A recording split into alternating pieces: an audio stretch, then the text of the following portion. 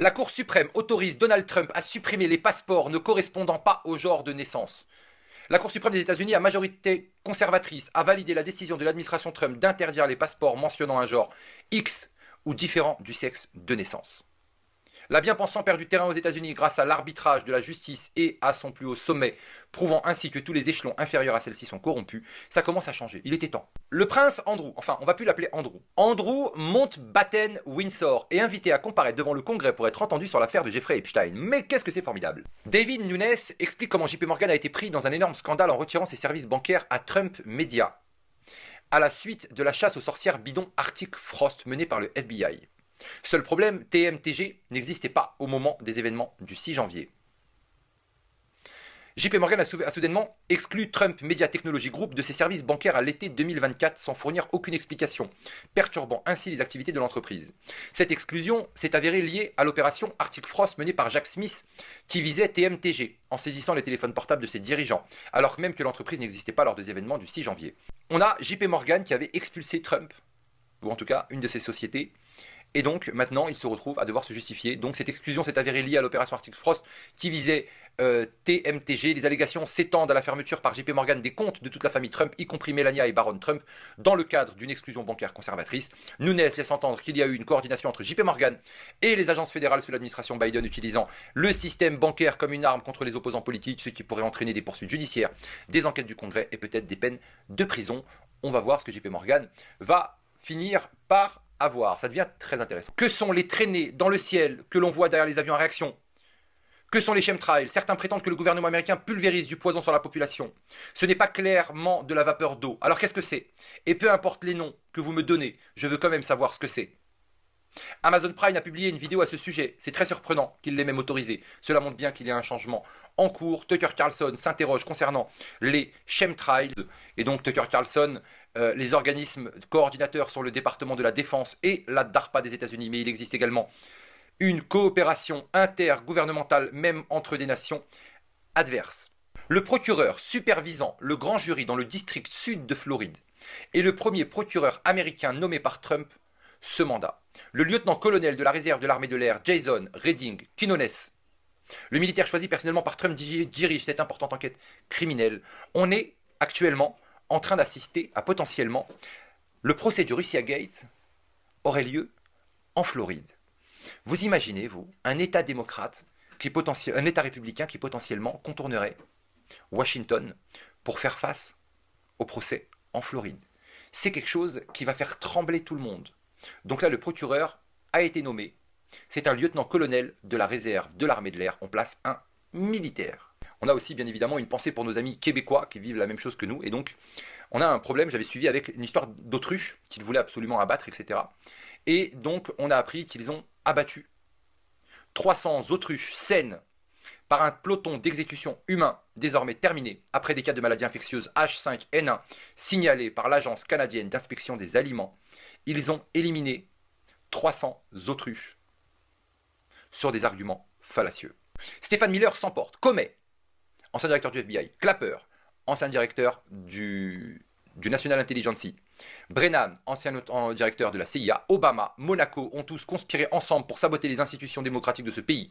Je ne trouve pas de mots assez durs pour condamner la conduite de ces conspirateurs. C'est insurrectionnel. Nos ennemis sont à l'intérieur du pays. Les mots sont forts. Concernant la BBC qui a modifié ce point avec Donald Trump. Plus de 2 500 000 foyers ont annulé leur licence télé BBC au cours des dernières années à la suite des scandales après scandales et de fake news quotidiennes. Maintenant, le monde entier vient d'assister à la manipulation frauduleuse par la BBC d'extraits vidéo de Trump en train de parler dans l'intention de tromper leur audience. Trump a depuis déclaré la guerre à la BBC lui-même. À la suite de cette affaire avec la BBC, Tim Davie et la directrice générale de l'information Deborah Turnes démissionnent. C'est une très bonne chose. On apprend que les lanceurs des Cleveland Guardian sont inculpés dans le cadre d'une enquête sur les paris sportifs. Les lanceurs Luis Ortiz et Emmanuel Class ont été inculpés dimanche, ont indiqué les autorités. 2 lanceurs de la Ligue majeure de baseball auraient conspiré avec des parieurs sportifs pour truquer les lancers qu'il effectuait afin que les parieurs profitent de mises illégales, ont annoncé les procureurs fédéraux de Brooklyn et le FBI dans un acte d'accusation dimanche. Luis Leandro Ortiz, joueur de Cleveland Guardian, a été arrêté dimanche à l'aéroport Logan de Boston. Emmanuel Class, également membre des Guardians, n'est pas encore en détention. Selon l'acte d'accusation, les lanceurs ont commencé à conspirer avec des parieurs sportifs en 2023 sur les lancers spécifiques qu'ils effectueraient pendant des matchs de la MLB. Les parieurs ont ensuite utilisé ces informations pour placer des paris d'une valeur de centaines de milliers de dollars selon l'acte d'accusation. Nous y voilà, ce n'est pas seulement la NBA, c'est aussi la MLB, combien de temps avant la NFL ne soit aussi impliquée officiellement. Le DOG arrête le paiement annuel de 2,5 millions de dollars à Barack Obama pour des redevances liées à l'Obamacare. Obama recevait ce paiement depuis 2010, soit un total de 40 millions de dollars d'argent public. L'ère de la divulgation, un documentaire explosif qui révèle 80 ans de dissimulation mondiale de la vie extraterrestre intelligente, avec le témoignage de 34 initiés du gouvernement américain, des fonctionnaires gouvernementaux, des services de renseignement préparent la publication d'informations sur une technologie extraterrestre qui pourrait permettre des voyages interstellaires et même la téléportation. Il qualifie cela de plus grande découverte de l'histoire de l'humanité et affirme qu'elle pourrait libérer un potentiel illimité au bénéfice de l'humanité. Le prochain documentaire, Age of Disclosure, devrait également révéler des preuves de l'existence d'extraterrestres. Space Force, le général Stephen L. Quatts de l'USAF, nous disposons aujourd'hui d'une technologie qui peut nous transporter en 1 heure de n'importe quel endroit de la Terre à un autre.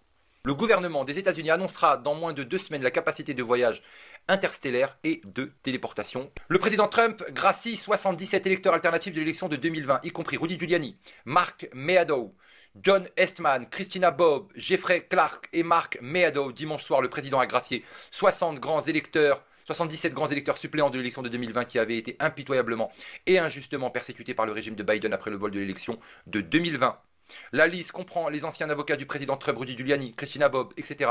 Donc Trump gracie les personnes qui étaient poursuivies. Trump, nouveau projet de loi sur la structure de moderniser le système financier. Trump affirme que le système financier actuel est obsolète et sera bientôt remplacé par un cadre de crypto-monnaie.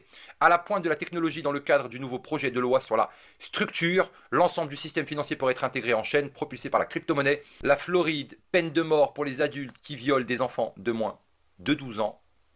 On y est. Ça approche, la Floride est en train de durcir le ton. On apprend aussi que James Clapper, ancien chef du directeur national intelligence d'Obama, devra comparaître devant le grand jury qui enquête sur le Russia Gate. Lui aussi, un très gros problème pour ce cher James Clapper, et c'est très bien comme ça. Et pour finir, on apprend la déclaration de Gavin Newsom, on en parlait très souvent, de Gavin Newsom, gouverneur de Californie, qui nous en sort une très très belle. Gavin Newsom au Brésil, lors de la conférence pour le climat, explique « Mon état est l'un des plus mauvais en ce qui concerne le changement climatique. Vous l'avez vu avec l'incendie de Palisades. » Il a osé